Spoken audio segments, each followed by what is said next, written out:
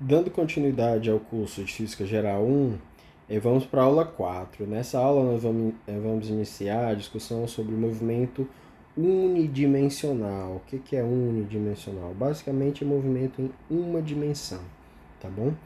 Vai ser muito importante essa discussão do movimento unidimensional, porque depois nós vamos generalizar esses conceitos para várias dimensões, especialmente por causa de duas, tá? Mas os conceitos, a importância deles e digamos assim, o significado físico deles, basicamente todas as propriedades essenciais já vão ser detectadas, já vão ser discutidas aqui no caso de uma dimensão só, tá bom? Então nessa aula de hoje nós vamos discutir velocidade média, velocidade instantânea e vamos fazer alguns exercícios. Vamos começar pela velocidade média, tá? Bom, só para fixar um pouco o cenário aqui, a gente está estudando aqui a cinemática. O que é a cinemática? É a descrição dos movimentos. Nós vamos procurar descrever o movimento dos objetos, quer dizer, saber onde é que eles estão, qual é a posição deles em cada instante de tempo. E a gente não vai se preocupar com o que é que dá origem a esse movimento, né? Nós não vamos nos preocupar com o que é que põe o carro em movimento, qual é a força que faz com que um objeto abandonado na superfície da Terra que esse objeto caia, nada disso. Nós vamos nos preocupar apenas em descrever o movimento, tá? As forças e as condições físicas que levam a um determinado tipo de movimento, isso a gente vai estudar só quando a gente for estudar a dinâmica, tá? Mas por enquanto nós vamos estar interessados só na descrição, ou seja, só na cinemática, tá bom? Um exemplo de movimento unidimensional, um carro que está numa estrada. Tá? Ele só pode andar para frente ou para trás naquela estrada. Tá? Se a estrada for reta, é um caso perfeito de um movimento unidimensional. Tá? Para a gente entender o movimento, a gente precisa de um referencial, a gente precisa de um sistema em relação ao qual a gente possa determinar a posição do nosso objeto em cada instante. Por exemplo, como é que eu vou saber onde é que está o carro em cada instante? Pelas marcações na pista. Tá? Então, esse, por exemplo, pode ser um referencial. É simplesmente uma reta orientada com a origem O que você escolhe, né, e a partir da qual você mede distância. No nosso exemplo aqui do carro, está aqui o x em metros. Né? Isso poderia ser em quilômetros, por exemplo. A unidade não faz muita diferença, não. O que é importante? Que tenha uma orientação, né, que a reta tenha uma orientação, um lado no qual quando a reta, o objeto se movimenta naquela direção, o aumento da posição é positivo, né? Você tem um crescimento da posição, você tem um deslocamento positivo. Quando ele vai para o lado oposto, o deslocamento é negativo e tem um zero, né? Tem uma posição lá que a gente marca como origem. Isso que é um referencial, tá bom? Então nós vamos estudar aqui movimento de pontos materiais. O que é um ponto material? É um objeto de dimensões desprezíveis. Por exemplo, se a gente tiver estudando uma viagem, vamos supor que uma pessoa vai viajar de uma cidade a outra com 300 quilômetros de distância, tá? E ela vai de carro. Para a gente basta saber a posição do carro em quilômetros. Se o carro está no quilômetro 10, se ele está no 25, se ele está no 80, tá? Não precisa a gente saber em qual metro da estrada, tá?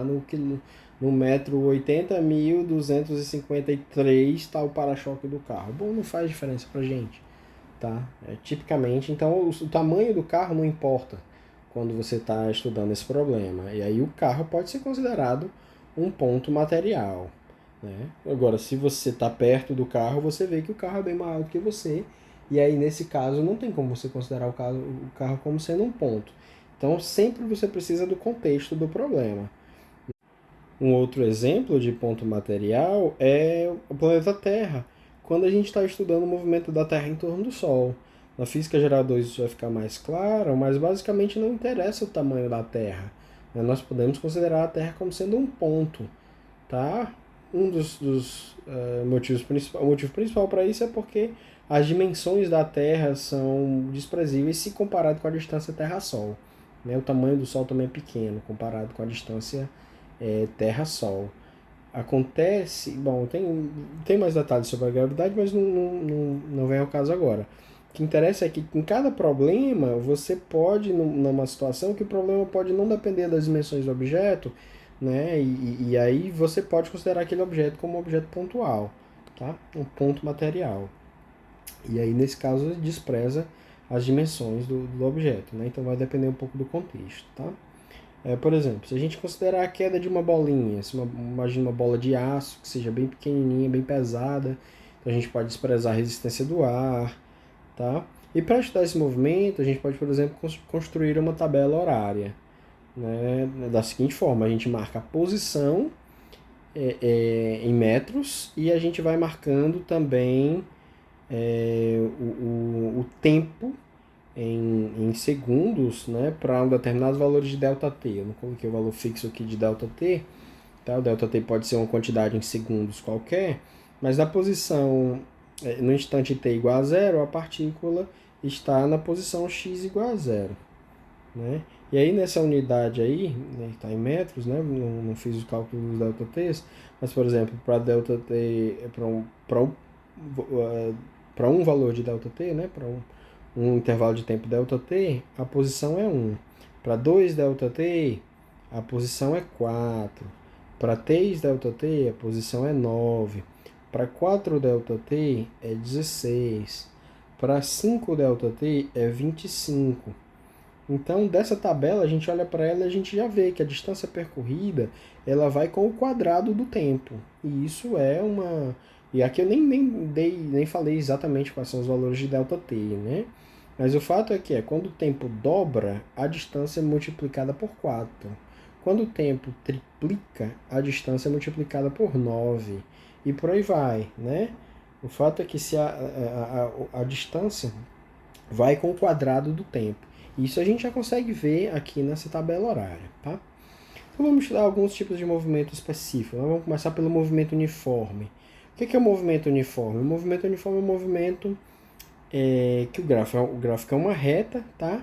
E em intervalos de tempos iguais são percorridos distâncias iguais, tá? Isso é o que é mais importante no movimento uniforme, tá? Então esse ΔT aqui, T4 menos T3, ele é igual ao ΔT T2 menos T1, e é só por isso que eu estou usando a mesma letrinha ΔT, certo? Isso implica que necessariamente a distância percorrida x4 menos x3 é igual à distância percorrida x2 menos x1. Tá? Então, intervalos de tempo iguais implicam em distâncias percorridas iguais também. E o contrário também é verdade. Se em dois intervalos de tempo as distâncias percorridas são iguais, é porque também os intervalos de tempo são iguais entre si. Tá? E é interessante nesse movimento que ele nos ajuda a definir um conceito chamado de velocidade. Tá? Então, nesse movimento aqui, a velocidade, quem é a velocidade? É o ΔX dividido pelo ΔT. Tá? Então, entre os instantes 1 e 2, entre o instante T1 e T2, onde a partícula saiu da posição x1 e foi até a posição x2, a velocidade é definida como ΔX dividido por ΔT, que é igual a x de T2 menos x de T1 sobre T2 menos T1. Isso aqui também poderia ter sido escrito simplesmente x2 menos x1 sobre T2 menos T1, tá? Porque o x de T2 é x2 e o x de T1 é x1, tá bom?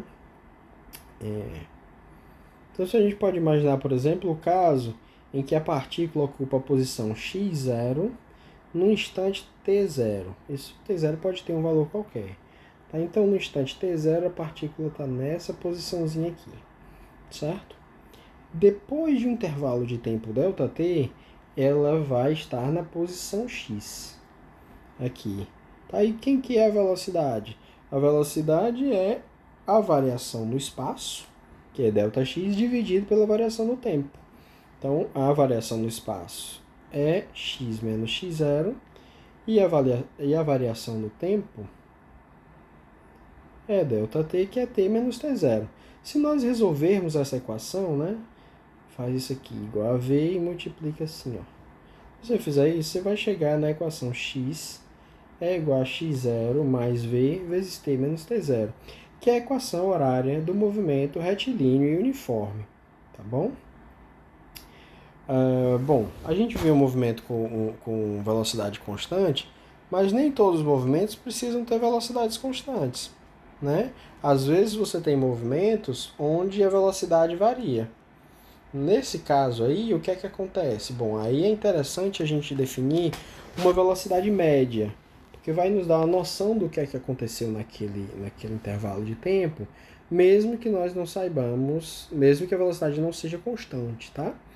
Então, bom, e quando é que isso é interessante? Bom, basicamente quando você tiver qualquer movimento não uniforme. E quando o movimento é uniforme, a média vai ser a própria velocidade, tá?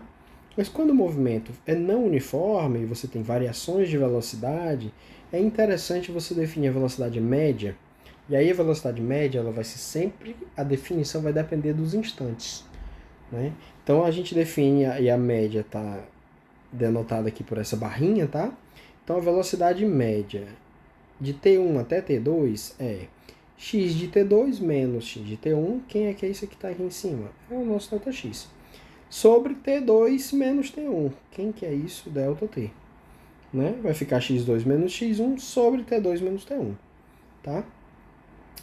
Olhando para essa figurinha aqui, se nós calcularmos a velocidade média entre os pontos 1 e 2 aqui, né, nós vamos ter x de T2 menos x de T1, ou seja, x2 menos x1, dividido por T2 menos T1. Isso vai dar a nossa velocidade média. Tá? Aí note uma coisa interessante. Com a ajuda dessa figurinha aqui, dá para a gente interpretar a velocidade média como sendo coeficiente angular da reta que une os pontos T1, x1, ou seja, esse ponto aqui, a coordenada no eixo horizontal dele é T1. A coordenada no eixo vertical dele é x1, esse ponto aqui. Já esse outro ponto aqui, no eixo horizontal, a coordenada é T2, no eixo vertical a coordenada é x2. Tá? Então, de novo, a velocidade média é interpretada como sendo coeficiente da reta que une os pontos T1, x1 e T2, x2. Quem que é essa reta? Deixa eu desenhar ela aqui para você. É essa reta aqui, ó.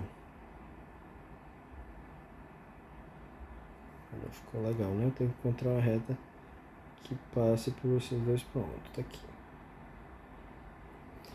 Essa reta aqui. Essa reta passa pelos dois pontos. E quem que é a tangente dela? Deixa eu só trocar de cor para facilitar para você ver. Quem que é... Ups.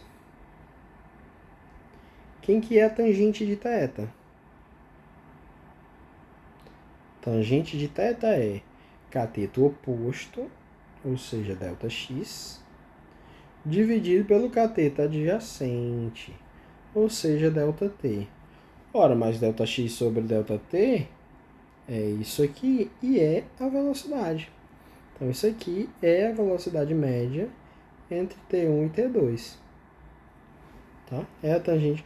Outra forma de você ver isso. Bom, a gente pode demonstrar isso da seguinte forma. Essa reta R aqui, certo? Ela tem uma equação.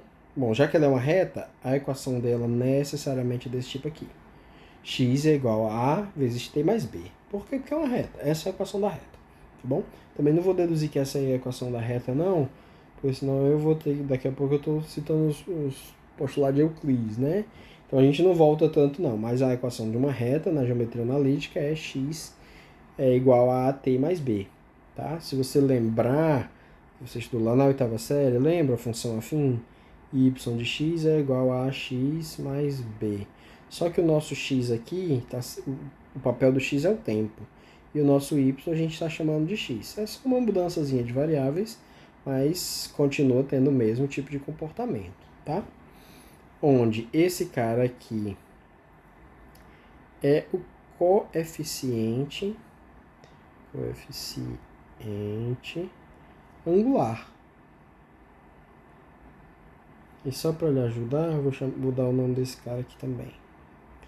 Coeficiente linear.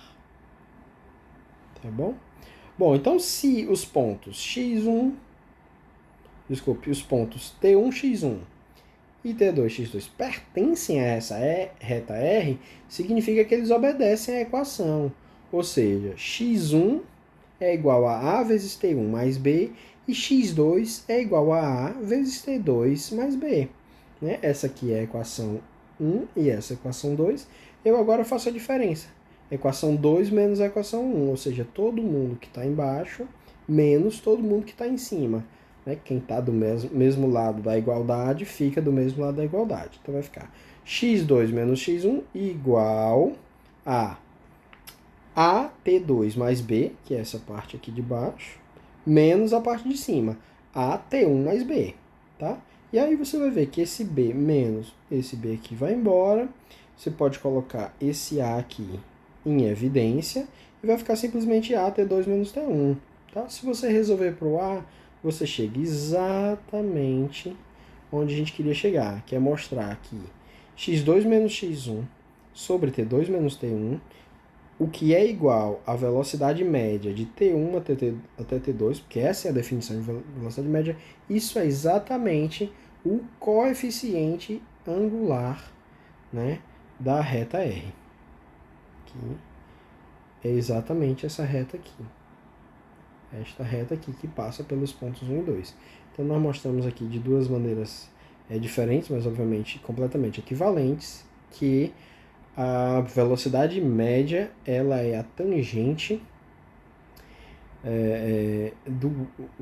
ela é o coeficiente angular da reta tangente aos pontos, a reta que une, ela é o coeficiente angular da reta que une os pontos T1x1 e T2x2, ou seja, o coeficiente angular da reta que passa pelos dois pontos entre os quais nós calculamos a velocidade média. É isso aí, espero que tenha ficado claro.